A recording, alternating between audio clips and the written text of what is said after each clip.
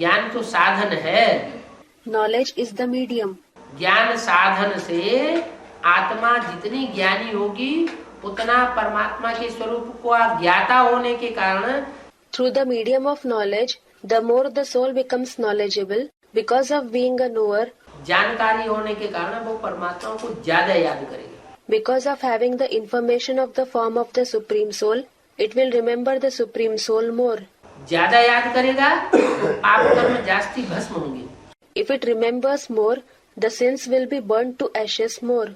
पाप कर्म जब जास्ती भस्म होंगे तो आत्मा हल्कापन महसूस करेगी। When more sins are burnt to ashes, the soul will experience lightness.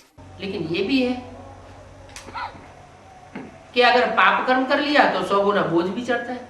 But it is also true that if we commit a sinful deed, we also accumulate 100 times burden. तो इस बात में बहुत अलर्ट रहना पड़ेगा। So we will have to stay very alert in this case. क्या कि पाप क्यों हो जाता है? What? Why is a sin committed? पाप हो जाता है संग दोष और अन्न दोष से। Sins are committed due to the influence of bad company, sanga dosh, and bad food, anna dosh. लगातार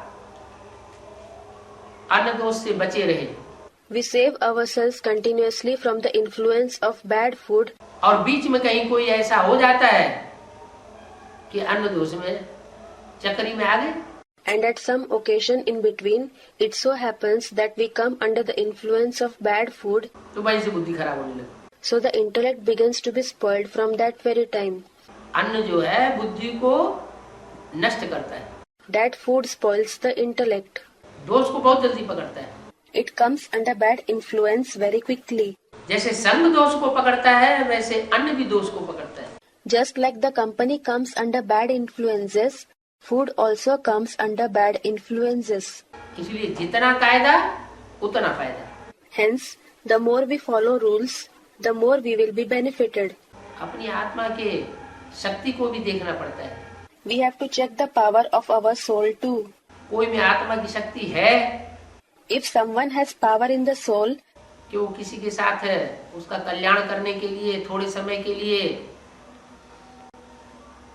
उस आत्मा के कल्याण के हिसाब से अन्न दोष में आ भी जाता है, that in order to bring benefit to someone, even if he comes under the influence of bad food, लेकिन याद में खूब रहता है। अंदर की अलर्टनेस पक्की है। but remains in remembrance a lot. His alertness within is firm. मोह में माया में नहीं फंसता।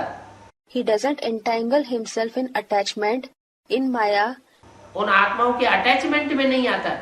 He doesn't develop attachment to those souls.